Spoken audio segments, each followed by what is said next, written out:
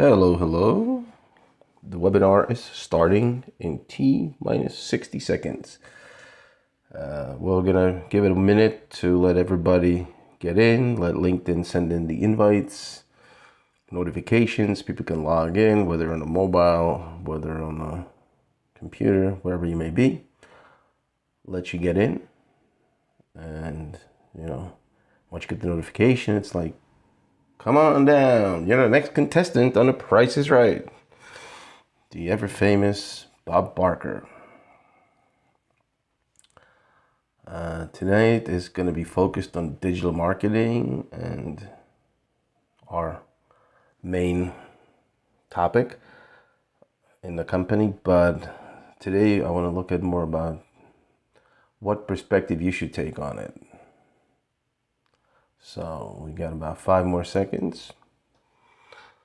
And let's go. Let's start. Okay, so digital marketing and how to evaluate it. Welcome to Thursday's session, the late night session, like at the US Open or the Australian Open for that matter. And it's 11 p.m. We're linked live on LinkedIn. So what do you have to do in digital marketing? The number one thing you got to do is you got to set your goals and objectives, and we got to see how to set them now. Let's first define digital marketing. Digital marketing is the process of promoting using digital technology such as the internet, social media, and mobile apps. The essential part of any modern business. It helps you reach wider audience and connects with new customers in a more targeted and personalized way. Now, there are 4 departments where you got to set your goals, or you can set your goals. It depends on what you're going to focus on. Number 1, website traffic. That means how much traffic you expect, how much you're getting, how fast can you get to where you want to be. Number 2 is you could look at it from the generating leads perspective. Are you looking to get into digital marketing or boost your digital presence to get more leads? Well, that's another goal you can be setting, and it's got to be realistic. Can't go from 0 to 1,000 in 2 hours. Next thing you can do, which is the least measurable, really, like the hardest to measure, let's put it that way, and it's boosting brand awareness. You could basically follow that by going viral, and you see how, like even tonight's webinar, for example, we have a lot of people signed up. I invited a bunch of people in my contacts, and I like to welcome you this way here. And also a lot of their contacts or your contacts have showed up as well or registered. And that kind of raises the brand awareness. That's the whole principle. And the final one, of course, that's the most important in business, is driving sales. Now, if you have a e-commerce store or a restaurant or even a car service, car dealership, you can... you need to increase sales. That's your ultimate goal. You don't care about website traffic, you care about making money. So once you have these established, then you got to take a look at how to measure them, and not only the objectives, but also the channels and digital marketing channels and tactics, what you use to get there. So the 4 metrics that I was talking about is, again, the 5 topics that I'm going to cover tonight is website traffic, lead generation, conversion rate, cost per acquisition, and a return on investment. Those are like the 5 major indicators or metrics you should be watching when getting into digital marketing. So if anybody offers you, oh yeah, we're so good at digital marketing, all you got to do is give us all this money and we're going to do all this for you. Well, you got to ask these 5 questions. Say, listen, what are we going to do? What are we going to accomplish? How are we going to accomplish it? How much is it going to cost? And how much am I going to make? That's basically simplified. Okay, number 1, website traffic. This measures the number of visitors to a website and is one of the key indicators displaying digital marketing effectiveness. Because after all, your home base, so-called in business or in digital business, is your website. I mean, if you have a store, people go to the store. Well, if you're trying to get into the digital audiences or clientele or target groups, you need a website. So the more people come into your store, the better chances you have of selling. So same thing here. The more people visit your website, the better chance you have of selling. Now, what are some of the strategies that are used to drive website traffic? There's three basic ones. The first one is on-site SEO. On-site SEO in every website, that means it's all about content. Content is king. And number one thing is text content. That means blog or other text articles or whatever you want to call it. You got to have some text to give people advice, manuals, whatever it is in that topic, news, innovations, Next is important is to have some audio so people can listen to, for example, podcasts. And then it's video content. The more variety you have, the better you're going to rank. Now, how long does it take? Like, let's say you write 10 different articles. How long will it take for Google to find you or your new content? Well, it's not going to be tomorrow. You don't post it one day and then next day you're going to find somebody and people are going to start coming in. It takes a while to index. We actually started putting a lot of content over the summer on our website. And what happens, I'm looking at it. I thought during the summer, I thought I was the expert in anti-SEO.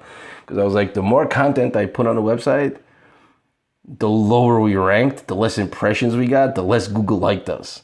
After doing some analysis, I was like, at one point it was down to 0. And I'm like, why am I doing this? It's like, it's just, all the stuff that I've learned, all the stuff that I know. And then previously I used to be able to get up to 400 people a day visiting my website on one of my previous projects. And we're going to talk about volume of people later on the next slide. But I'm here sitting there in the summer watching it. And I'm like, what happened to all these impressions? Why are we not? We should be, more quality content, keywords, everything study. And it goes up normally. Well, in this case, it went down. And after doing some analysis and research, well, the number one reason why it went down to 0 was because Google had an error that they admitted to. And then they just basically deranked, I think the entire internet for a while. And only the major players stayed on. But if your site was part of that fallout, you just went down to 0. But the next thing was interesting. The next aspect to this. And that was the fact that the reason why we started ranking lower or getting less impressions is because we had new content. And it was completely something else to what was on the website for a year before. So for a year, there was nothing going on the website. It was not growing. It was just there. It was just there picking up the age and stuff like that. So now we finally launched it. It's like we're ready to get this project going. So we started putting a lot of content. But what happens when you start putting a lot of content, you actually confuse the search engines because it's like, these guys had nothing on there for a year. Now all of a sudden there's 25 different pieces of content. We don't know how good it is. So there you go. And it takes a while for Google to verify because it's got 2 billion websites to go through. So yeah, it takes a while to get through all that content. And, going from 0, I was quite shocked. Then I was like, you know what? I started working on another project and I stopped putting a lot of content on the website. I started focus on LinkedIn. So I was like, okay, let the website sit. So after not putting anything on there, in about 2 months, I go back and I'm looking at it and I'm like, all of a sudden we got all these impressions for doing nothing.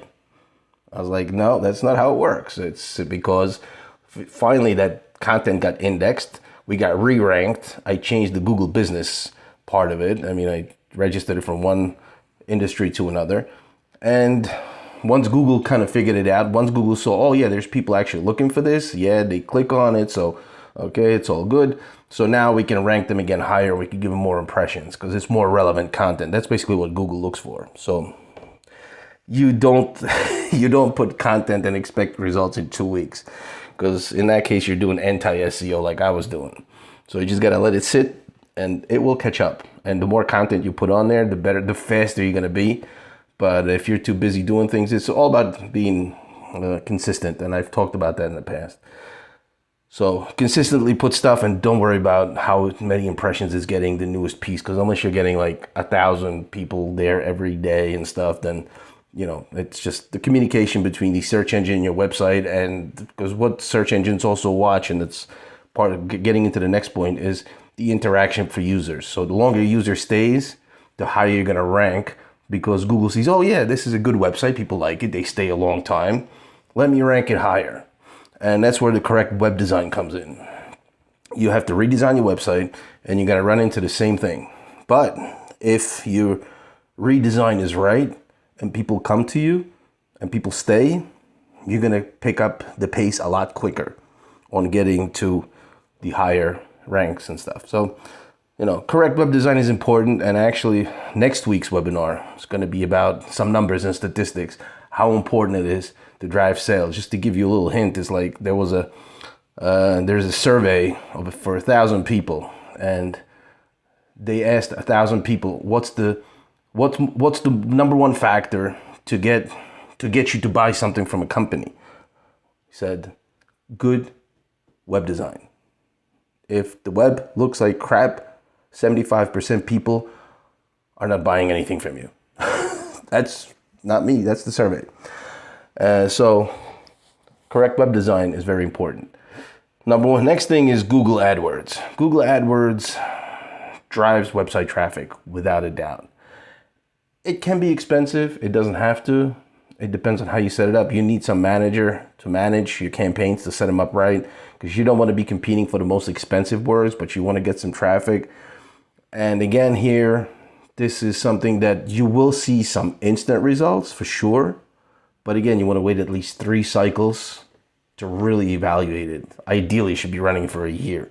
And then once you sit down after a year, you set out a budget. You sit down after a year, you say, oh, look, how much, blah, blah. So then you're going to get to it. Anyway, again, we're going to get to that at the end. All you use is evaluate through an analytics, and your first, any kind of review to see what's going on should not be sooner than after first month. And that's only a minor one.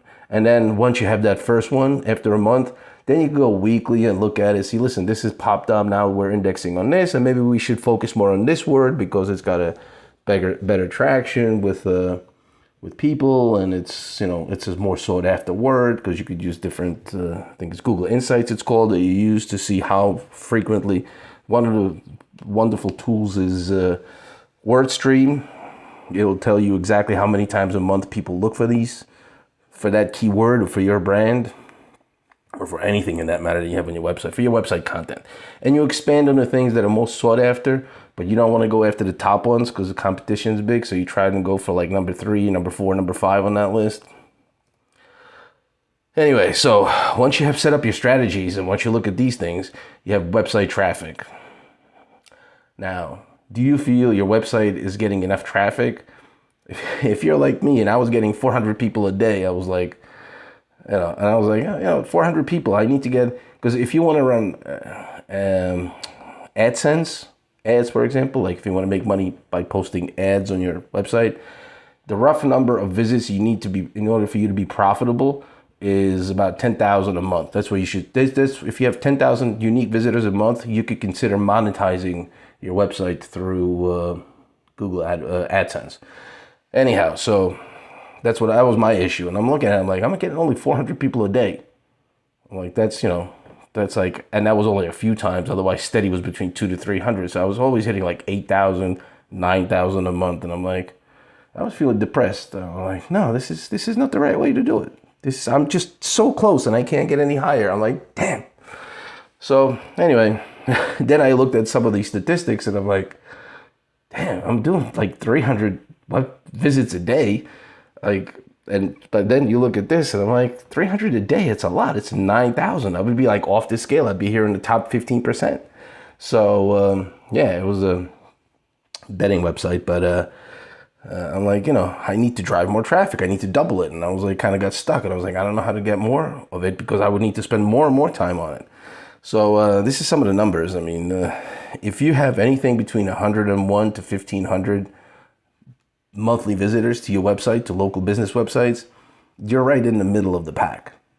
So, people will tell you, Google got hit 2 million times in 2 hours. And this site, gets hundreds of thousands of things.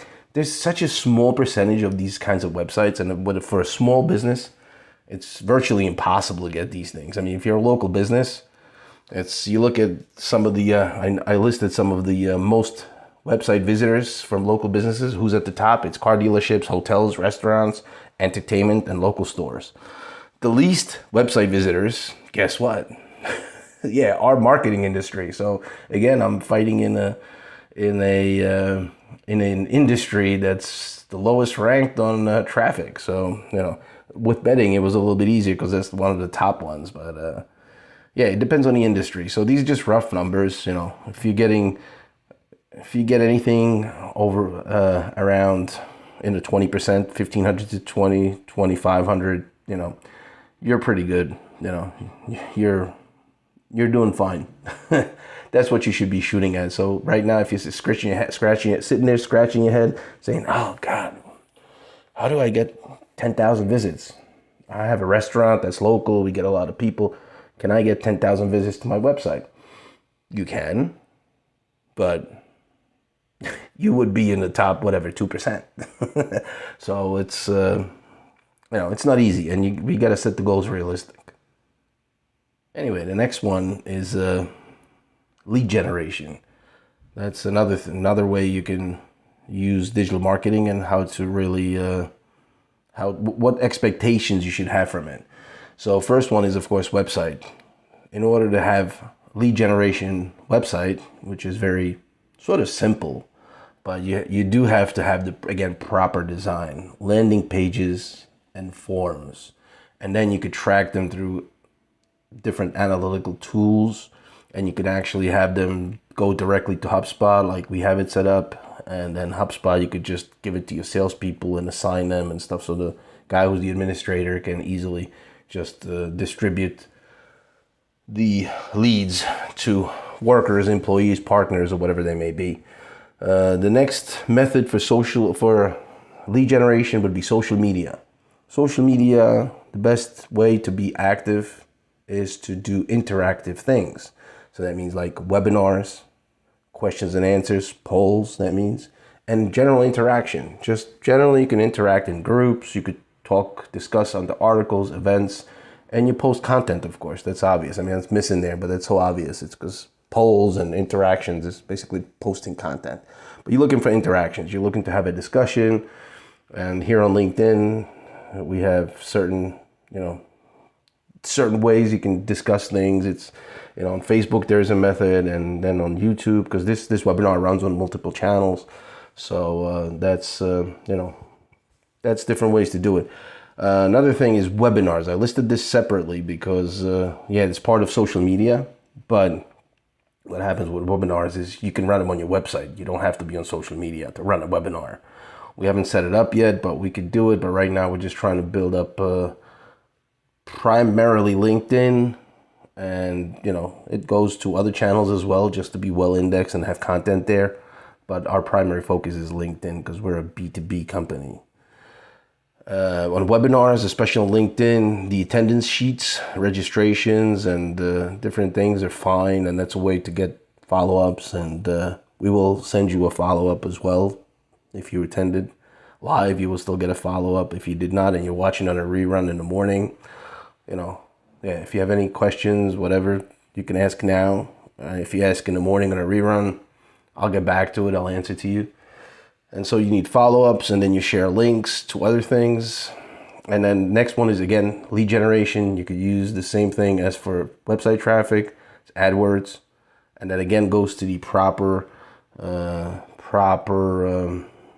landing page and fill out a proper form, etc. So, and then we just published a book a couple of weeks ago. So we're contacting our LinkedIn groups, and we're going to share it here, or if you're interested, I can have someone email it to you. So just leave an email here in the comments or whatever, or just message me or our page, or send me an email, whatever. I mean, I'll give you contacts at the end of the webinar. And in the email we link and we promote content, we promote what we do, and an ebook has to be helpful to your potential clients. It can't be just an ebook like, buy our stuff, and that's called a flyer. That's not an ebook. Ebook's got to have some content that is helpful and insightful to whoever you want to be partnering with or who you want to make your client. So, and then there's a whole topic of cold emails. I wrote an article about that too, is you don't buy lists. But anyway, if you do, what happens is If you buy a list, they're sometimes way too expensive. Even if they're cheap, they work. They work. That's one thing I gotta say. They do work, but do they work the way you want it to is the question. And how much effort you have to put in. The easy thing about emailing is that it can be automated very easily. The problem though is you buy a list like we did for a company back in August or September, and they came to us and says, "Look, yeah, set up these campaigns, and we're just gonna send blast emails." Fine, great, give us the list. So they gave us a list of the whole total list was 96,000. It was like, oh, let's just take one area, so it was 15,000 emails. We put those emails into an email quality checker. And so they bought a list. They gave us a thing of 15,000 emails. The email checker immediately spit out an answer. Says, but it took about 30 seconds. And 8 or whatever, we were down to 8,000 good emails that we could actually contact in about 30 seconds, worth about $10 to check that. So buying list is, you're gonna buy a lot of bull. That's what it comes down to. But at the end of the day, if it's the right emails, if it's the right target group, then you're gonna send out your first blast. You don't want to go over 4% bounce rate, and you can't expect more than the average. If you look it up on Google, it's the average success rate for cold emails is 1%. 1%, you're gonna be happy. So if it's worth the effort, the time, and whatever else, you're gonna spend. Let's say you're going to buy 100,000 email list, and yeah, you're going to be left with 1,000 quality prospects or maybe conversions, but the general conversion rate should be more than 1%. That's all the other channels. And you could go as high as 30% on webinars or an ebook and stuff. You run between 20 to 30%. So if you're trying to get an ebook out and you reach out to your groups of people, you get to about 20, 30%. Conversion rate. How do you measure that? Well, what it is first is it's a measure of percentage of website visitors who take a desired action, such as making a purchase or filling out a form. Again, as I mentioned, the easiest place you could track this is on a website. There are other tools for other areas that you could measure these. Their preciseness is, it's better to do it manually. But again, conversion rate here, the general one on the website would be between 2 to 5%. So again, you got to look at how much time you're going to spend getting 1,000 people to your website. And if you get the average, the 1,500, the 5% is going to be what? 10% is 150. So you can expect about 75% conversions at best if you're really hitting it well, And people a lot of times says, I'm just going to do this and we're going to get 1,500 people. And you think 1,500 people is a lot of people. It really is not. It looks like, well, it is a lot of people when they try to get into your living room, for example, but not on a website. It's not a whole lot. So again, on the website it's 2 to 5%. On other channels, as I mentioned, it can go higher. And the number one thing you got to look at, again, the conversions, is you don't look at it after one day. You don't look at it after the first 2 conversions. As I send out 15 emails or I had 15 visitors to my website, since we're talking about this, and you're like, all right, 15 people visited my website and I got 2 conversions out of it. What is that? Well, that's like 10%. Wow, I'm really killing it, whatever. And it's like, not really. You're not getting 10% because you always got to remember what all the life insurance companies run on, it's the law of large numbers. So yeah, you're going to get even 50% conversions. However, not on 1 million visitors.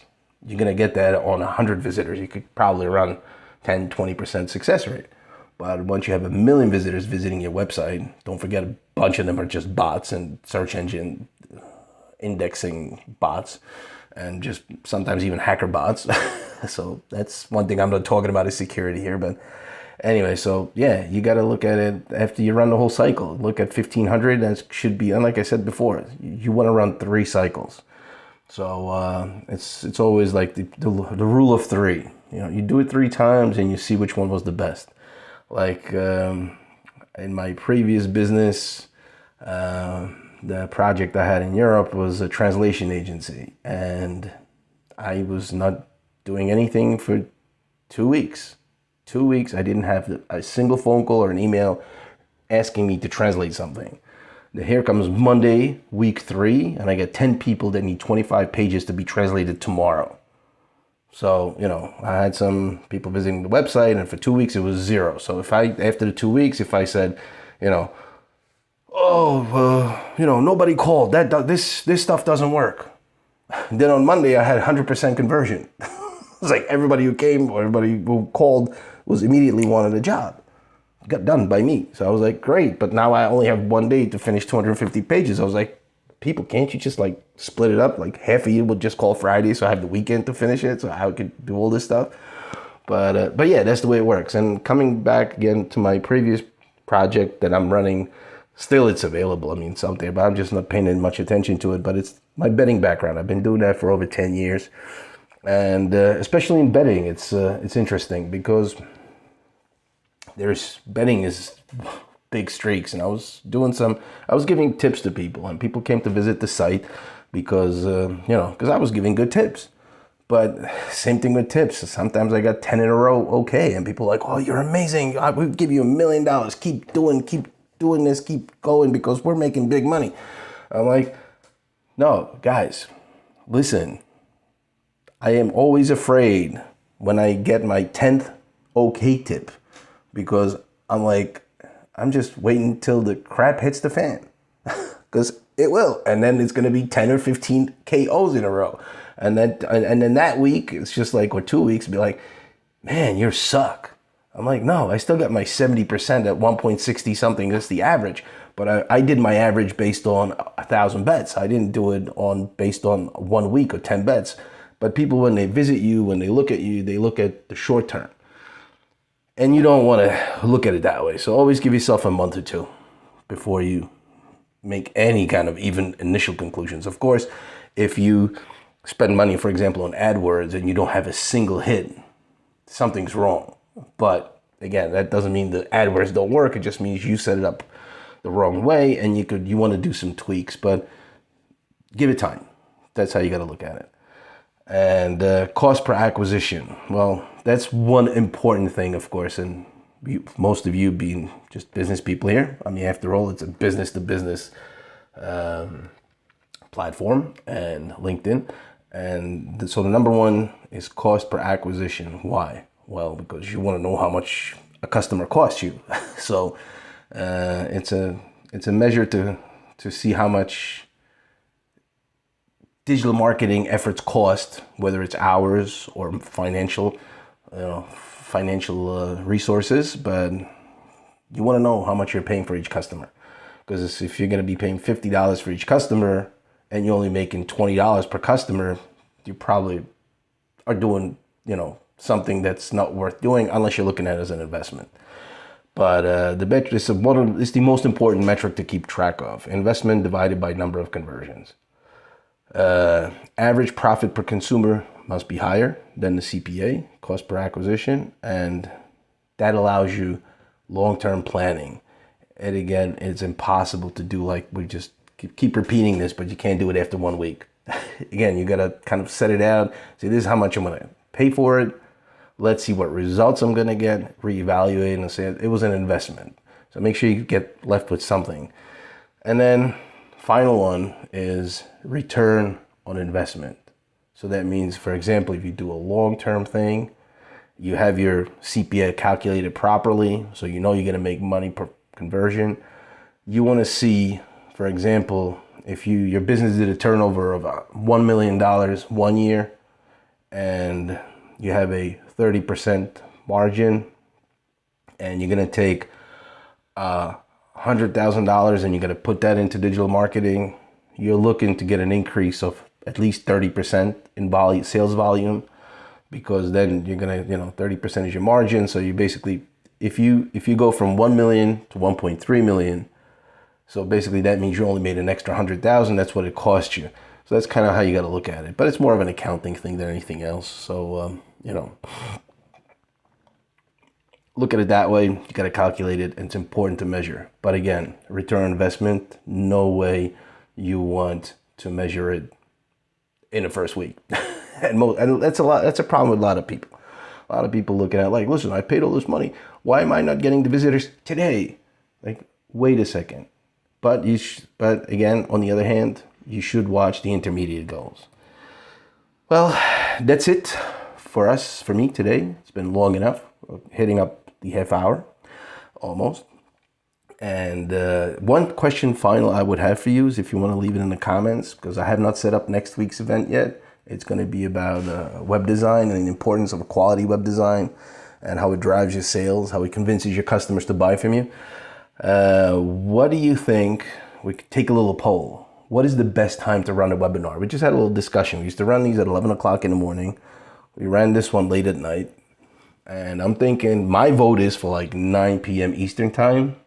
But, you know, if you have any other ideas, there's better times you think, hey, let's participate. Let me know in the comments. What time do you think is the best time to run a webinar on these types of things? Anyway, you can reach out to me at the emails. You could call us up or leave us a message on LinkedIn or just leave a comment here. Thank you for your attention. Have a wonderful night and hope to see you next week again. Bye-bye.